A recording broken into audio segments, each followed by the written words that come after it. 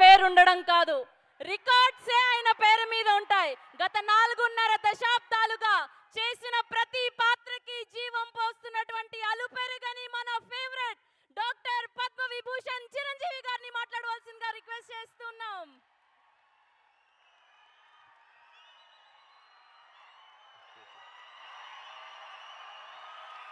Thank you.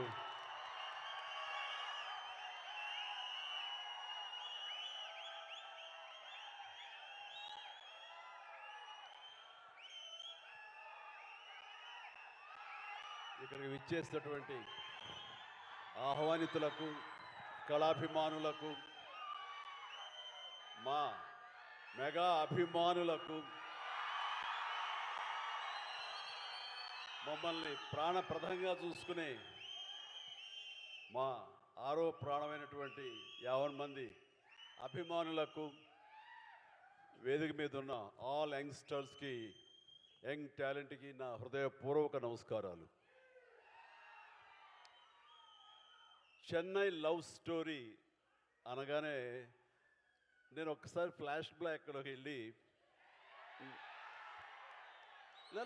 మీరు అనుకునేది కాదండి, చెన్నైలో నా లవ్ స్టోరీ కాదు, చెన్నైతో నాకున్న అనుబంధం, చెన్నైతో లవ్ స్టోరీ, అది నేను చెప్పాలనుకున్నాను.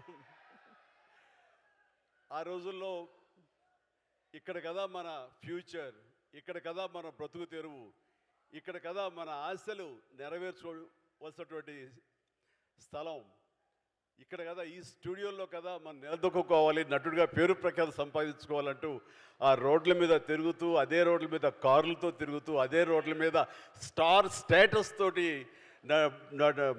ముందుకెళ్తూ అనుభవించినటువంటి రోజులు ఆ చెన్నై లవ్ స్టోరీ అనగానే నాకు చెన్నైతో అనుబంధం, ఆ ప్రేమ, లవ్ అంతా కూడా ఒకసారి గుర్తుకొచ్చింది. ఈ టైటిల్లో ఆ మ్యాజిక్ ఉంది. ఇక ఈ ఈవెంట్కి రావడానికి ప్రధానమైన కారణం ఒక యంగ్స్టర్స్, అది నా అభిమానులైనటువంటి ఇక్కడుండే దాదాపుగా అందరూ అనలేను కానీ కొంతమంది మాత్రం గ్యారెంటీగా నా అభిమానులు, మన శిష్యులే, మన అసోసియేషన్ వాళ్ళే. ఎస్కేఎన్ కానివ్వండి, సాయి రాజేష్, అలాగే ఈనాటి birthday boy Ravi Varma director, first of all happy birthday. అలాగే ప్రతి ఒక్కరికి, ముఖ్యంగా కిరణ్ అబ్బవరం, తాను ఇక్కడ లేరు, స్వర్గస్థులైనాడు, ఆయన బ్రదర్, ఆయన అసలైన నా అభిమాని, ఇతను పవన్ కళ్యాణ్ అభిమాని. సో ఇంతమంది యంగ్స్టర్స్ అభిమానులుగా ఉన్నారు, కానీ నా అభిమాన పాత్రుడు మనీష్ శర్మ, నాకు మరో తమ్ముడు. మా ఇద్దరి యొక్క జర్నీ అత్యద్భుతమైన మ్యాజికల్ మ్యూజికల్ జర్నీ. తను తర్వాత అనంత శ్రీరామ్, అలాంటి అనంత శ్రీరామ్, ఇలా ప్రతి ఒక్కరికి పేరు పేరున చెప్పగలను. వీళ్ళందరితోటి నాకున్న అసోసియేషన్ కానివ్వండి, వాళ్ళు నా మీద పెంచుకున్న ప్రేమ కానివ్వండి, ఆ అభిమానం ఈ రోజున ఈ స్టేజ్ మీద ఇక్కడ నిలబడేలా చేసింది. కాబట్టి నన్ను ఆహ్వానించేటువంటి మీ అందరికీ నా హృదయపూర్వక ధన్యవాదాలు సభాముఖంగా తెలియజేస్తున్నాను. ఇక్కడ ఎవరైనా సరే నా అభిమానులు అంటే ఇష్టపడతాను, కానీ అభిమానులు పైకి వస్తే కనుక నా ప్రాణప్రదంగా చూసుకుంటాను. నేను ప్రతి ఒక్కరికి చెప్పేదంటే, అభిమానం కనబరుస్తూ ప్రేమ చూపించారు అంటే అందులో నేను విశేషం ఫీల్ అవను, కానీ నా అభిమానులు ప్రయోజకులు అయ్యారు. నన్ను ఇన్స్పిరేషన్గా తీసుకుని, నన్ను స్ఫూర్తిగా తీసుకుని, వాళ్ళ తల్లిదండ్రులు, వాళ్ళ సమాజం, వాళ్ళ ఇంట్లోని పెద్దలు అందరూ చుట్టుపక్కల వాళ్ళు గర్వించేలా స్థాయికి ఎదిగారంటే అది నాకు నిజమైనటువంటి మీరు చూపించే ప్రేమ.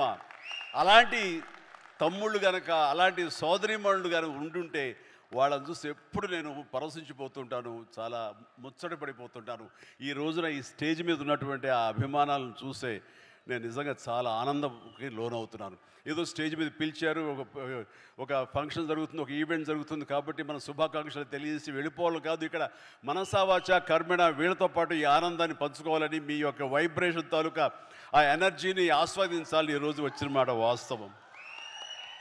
సో ప్రతి ఒక్కరికి నేను కోరుకునేది ఏంటి, అభిమానులు అనేవాళ్ళు కేవలం అభిమానం చూపించి ఇంటికి వెళ్ళి మర్చిపోయి మళ్ళీ వాళ్ళ దైనందిన జీవితంలో పడిపోవడం కాకుండా, ఒక్కొక్క వ్యక్తి ఇక్కడ ఎవరైతే ఉన్నారో వాళ్ళందరూ ఏ విధంగా పైకి వచ్చారు అన్నది ఈ రోజున మీరు స్ఫూర్తిగా తీసుకోవాలి.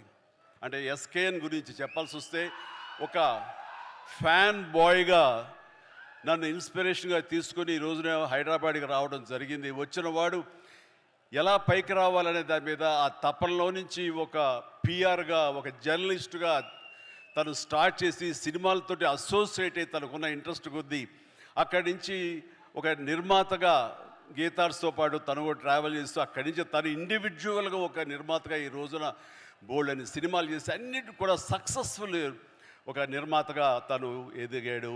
ఆ రకంగా తనకంటే ఒక ఇమేజ్ని సంపాదించుకున్నాడు. తనకు తోడుగా జతగా మరొక వ్యక్తి, మరొక అభిమాని అతను సాయి రాజేష్ కూడా అదే విధంగా ఈ ఇండస్ట్రీకి వచ్చి తనకున్న టాలెంట్ తోటి, రైటింగ్ కెపాసిటీ తోటి, డైరెక్షన్ క్యాపబిలిటీ తోటి ఒక ఎస్కేన్తో చేరి తను కూడా ఒక నిర్మాతగా ఎదగాలని ప్రయత్నం చేసి ఆ సక్సెస్ అయ్యి ఈ రోజున తనకంటూ కొన్ని సినిమాలను తీసి ఏకంగా ఆ సినిమాలను ప్రజాదరణ పొందడమే కాకుండా సక్సెస్ తన ఖాతాలో వేసుకోవడమే కాకుండా 2 నేషనల్ అవార్డ్స్ పొంది నా అభిమానంలో తలమానికంగా అయ్యేటంటే కనుక మనస్ఫూర్తిగా సాయి రాజేష్ని మనస్ఫూర్తిగా అభినందిస్తున్నాను. ఇవి నాకు మీ ఫ్యాన్ బాయ్ మూమెంట్స్ ఎలా ఉంటుందో, మీరు ఎట్లా ఆనందపడతారో నాకు తెలియదు, కానీ ఈరోజు మిమ్మల్ని అందరిని చూసి నేను అంత గర్వపడుతున్నాను. ఆ రకంగా ఈరోజున రవి వర్మ నాకు పరిచయం చాలా తక్కువ, ఈ స్టేజ్ మీద ఇప్పుడే పరిచయం.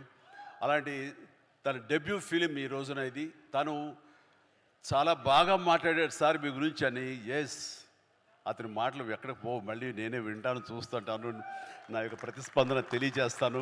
అండ్ తను ఇలాంటి వాళ్ళందరూ కూడాను ఈ ఇండస్ట్రీలో వచ్చి వాళ్ళకంటే ఒక స్థానం ఏర్పరచుకున్నారంటే కనుక వీళ్ళందరూ కూడాను చాలా సాదాసీదా కుటుంబాల నుంచి వచ్చిన వాళ్ళు, ఆర్థికంగా మామూలు స్థాయి నుంచి వచ్చిన వాళ్ళు, ఒక సాధారణ జీవితం గడుపుతున్న వాళ్ళు. కానీ వీళ్ళు కనే కలలు మాత్రం అసాధారణం. అది వాళ్ళని ఈ స్థాయికి తీసుకొచ్చింది. మీరందరూ కూడా కలలు కనండి, రాత్రిపూట కాదు, పగలు కనండి, పగల కలలు కనండి. మీరు పగల కలల్ని దాన్ని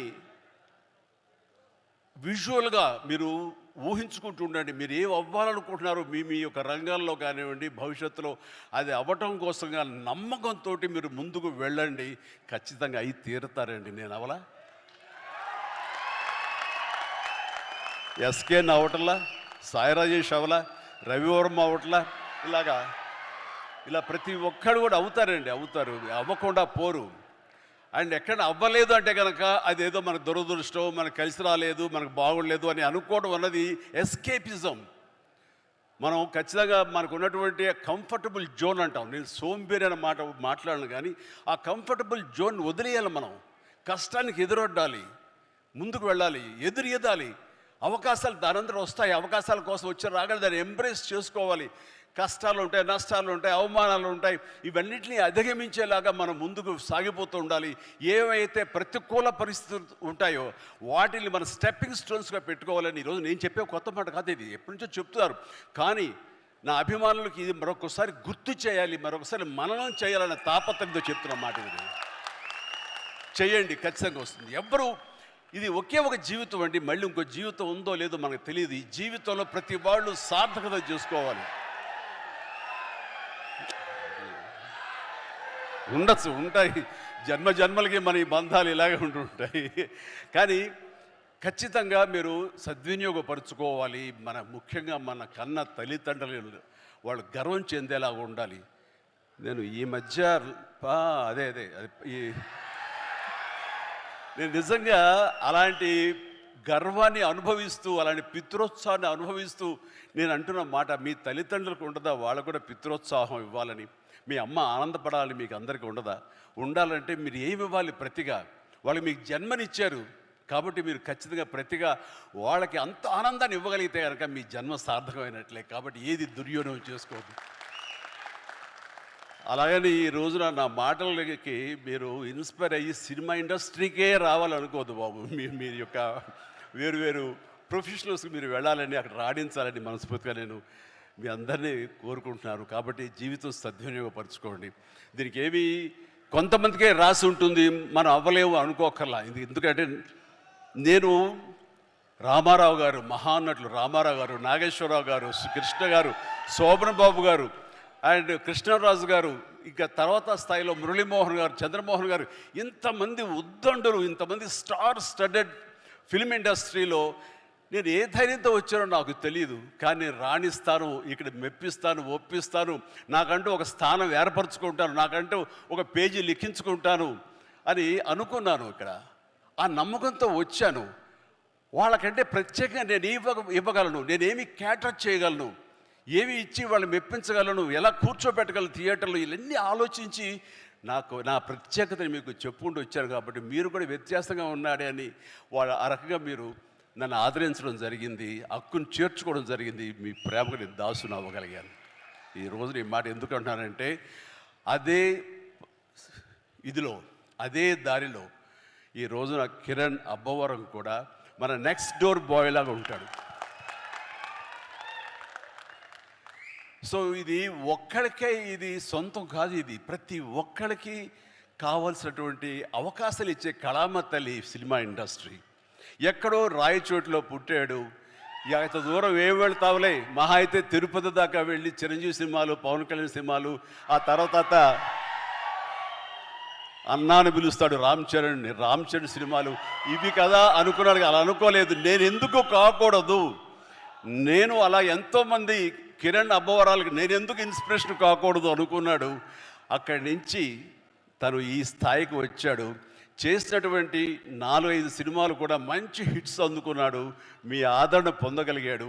ఇప్పుడు ఇదిగో ఈ యొక్క చెన్నై లవ్ స్టోరీ చేసి ఖచ్చితంగా దీని ద్వారా కూడా మీ యొక్క ప్రేమాభిమానం పొందుతాడు.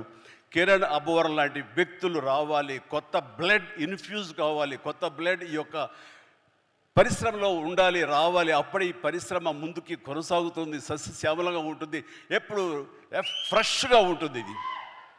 సో నాలాంటి వాళ్ళు ఉన్నాం, కొంచెం ఏదో వాళ్ళకి తీసుకెళ్తూ ఉంటాం, కానీ కొత్త బ్లడ్ రావాలని మనస్ఫూర్తిగా నేను ఆహ్వానిస్తాను. అందులో ఈ రోజున కిరణ్ అబ్బవరం ఆల్రెడీ ప్రూవ్ చేసుకున్నాడు, కానీ మరింత ఉన్నత స్థాయికి చేరాలని, ఈ సినిమా కూడా తనకి మంచి పేరు ప్రఖ్యాతులు తీసుకురావాలని నేను మనస్ఫూర్తిగా ఒక తమ్ముడు, ఒక సోదరులాగా, ఒక బిడ్డలాగా నేను కిరణ్ అబ్బవరాన్ని మనస్ఫూర్తిగా ఆశిస్తున్నాను, ఆశీస్సులు అందజేస్తున్నాను.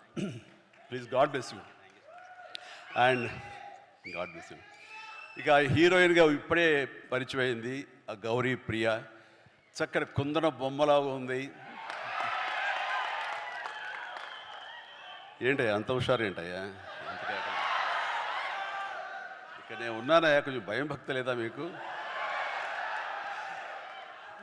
సో తను కూడా చాలా చక్కగా ఉంది. మన తెలుగింటి అమ్మాయి అని విన్నాను. ఆ తర్వాత తెలుగు సినిమాలకి పరిమితం కాకుండా ఇతర భాషా చిత్రాలకు కూడా తను ఒప్పుకుందని తెలిసింది. చాలా సంతోషం అమ్మ. ఈ యొక్క అన్ని భాషల్లో నువ్వు రాణించాలని, మనస్ఫూర్తిగా అభివృద్ధి చెందాలని, తెలుగు వాళ్ళు, తెలుగు అమ్మాయిలు అన్ని చోట్ల మీ యొక్క శక్తి సామర్థ్యాలను చూపించి, మీ టాలెంట్ చూపించి పైకి ఎదగాలని మనస్ఫూర్తిగా కోరుకుంటాను అమ్మా. నీలో కళ కనబడుతుంది, definitely come up. That's it. No తల్లి please, God bless you, God bless. Okay, ఇక మనీష్ శర్మ గారు చెప్పే ముందు నాకు పెద్ద సినిమా టైంలో నేను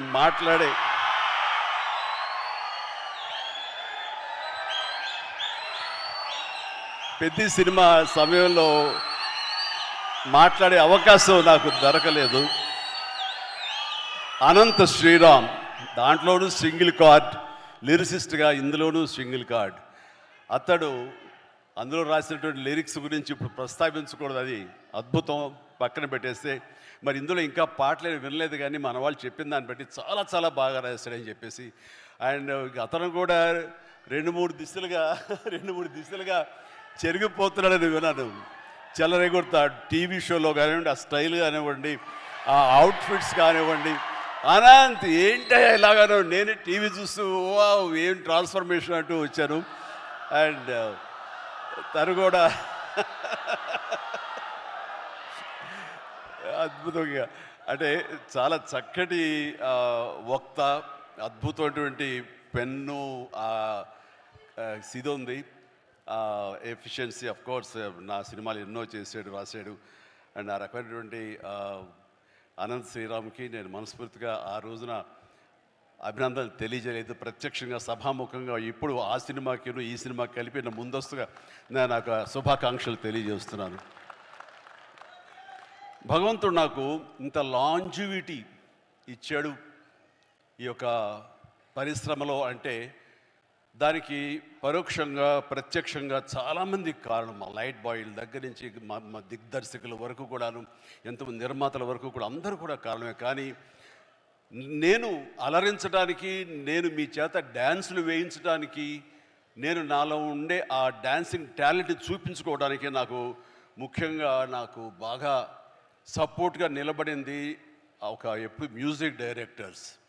ఆ రకంగా ఒకటా రెండా ఎన్ని సినిమాలని నా ఒళ్ళు హోనమైపోయేలాగా, నా కోసాలు కదిలిపోయేలాగా, ఇంకా నా చేత నువ్వా నేనా అనిపించేలాగా మ్యూజిక్ని అందించేటువంటి మనీష్ శర్మ గురించి కూడా నేను ఎక్కడ ఎప్పుడు ప్రత్యక్షంగా చెప్పే అవకాశం నాకు కలగలేదు. కానీ మనసులో ఎప్పుడు ఉంటుంది, ఎప్పుడు వాళ్ళకి కృతజ్ఞతగానే ఉంటాను.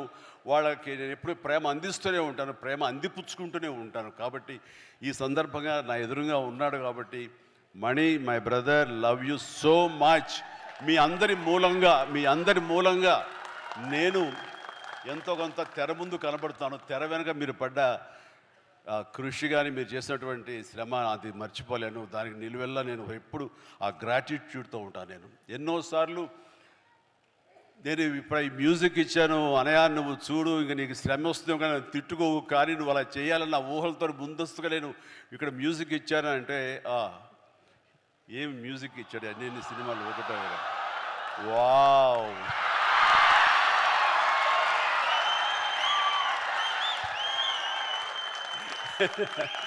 So thank you.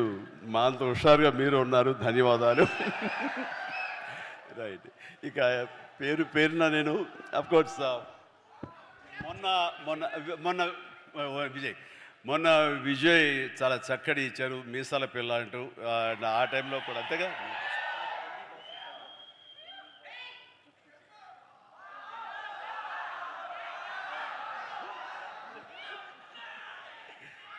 సో జుప్పు అంటూ మొన్న ఇచ్చాడు వెంకీ సాంగ్. అండ్ తను మళ్ళీ ఇందులో కూడా చేస్తున్నాడు. ఎస్. సో ఇట్లాగా ఇక్కడ ఉన్న ప్రతి ఒక్కరికి అండ్ ఇతర నటినట్ల గురించి నాకు ఇప్పుడే తెలుస్తుంది. Please all the very best. పేరున నేను చెప్పలేకపోయినా సరే మిమ్మల్ని అందరినీ తలుచుకుంటున్నాను ఈ సభాముఖంగా. వీళ్ళందరికీ నా బెస్ట్ ఆఫ్ లక్. అండ్ తర్వాత దీని వెనకాల మా నవీన్ అలాగే రవి వీళ్ళు ఉండి ఫుల్ సపోర్ట్ ఇస్తున్నారు. అండ్ వాళ్ళు ఈ సినిమాకి ఒక డిస్ట్రిబ్యూషను చేయటమే కాకుండా అండ్ పరోక్షంగా వాళ్ళు చేసే ఒక హిందీ సినిమాకి సాయి రాజేష్ తోటి చేస్తున్నారు. ఆ రకంగా యంగ్ టాలెంట్ ఎక్కడ ఉన్నా సరే వాళ్ళని ఒక అవకాశాలు ఇస్తూ ఈ రోజున ఇండస్ట్రీ బిగ్ ప్రొడ్యూసర్స్ ఎవరైనా ఉన్నారు అంటే అది ఖచ్చితంగా మైత్రి మూవీస్. ఆ రకంగా రవిని నేను మనస్ఫూర్తిగా నేను అభినందిస్తున్నాను.